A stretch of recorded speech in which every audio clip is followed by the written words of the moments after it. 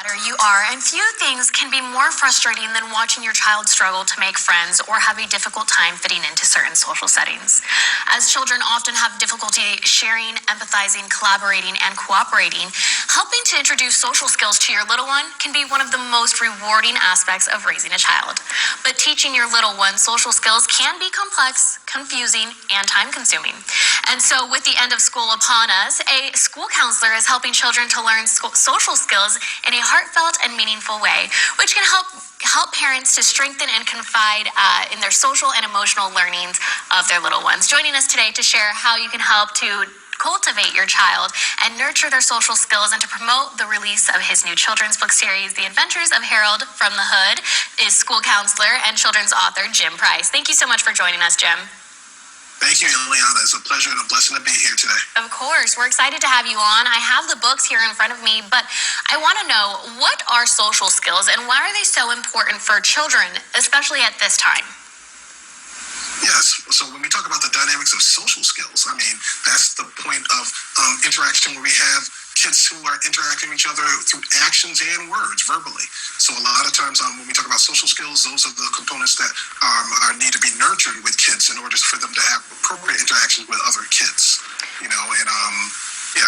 No, it's interesting because I think a lot of people think, it's social skills just come naturally, but a lot of the times they do have to be taught, right? Kids are taught by example, so they see things. And so how can you tell if your child is struggling with social skills? How can parents kind of keep an eye out for that?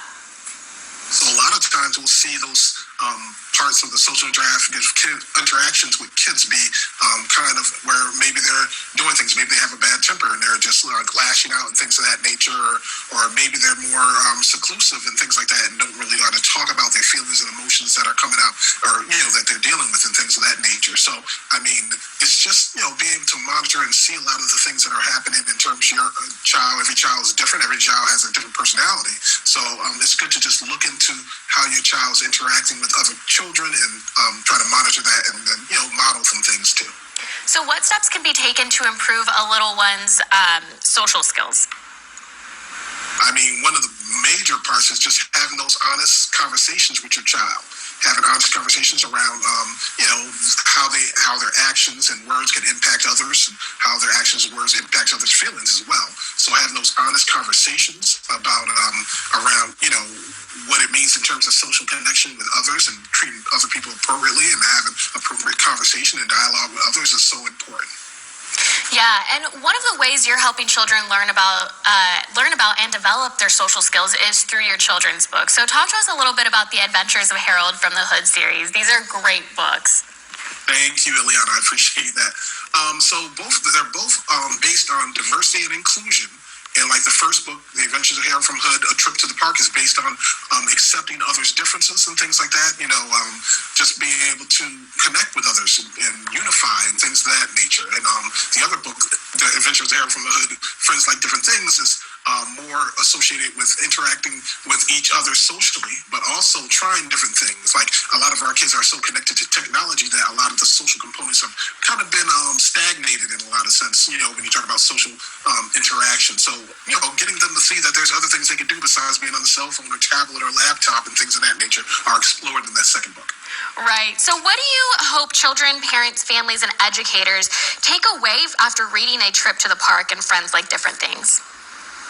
Well, the most important part I want them to, really families and educators to understand, and kids too, that it's okay. Accepting others' differences is a positive thing, and being able to nurture different aspects of other people's and their differences can also, generate an area where you're able to connect with others and maybe find out if those differences that you have with someone else might lead to having similar likes and then being able to make connections in that way too. A lot of things that can be taken from, teaching our children to also teaching adults, things that we just all need to be aware of and apply to our life. Where can people reach out to you if they want to get a little bit more information? So either you can, my website is up. That's Jim Price, JimPrice books.education, where all my books, I also have coloring books and other material on there too.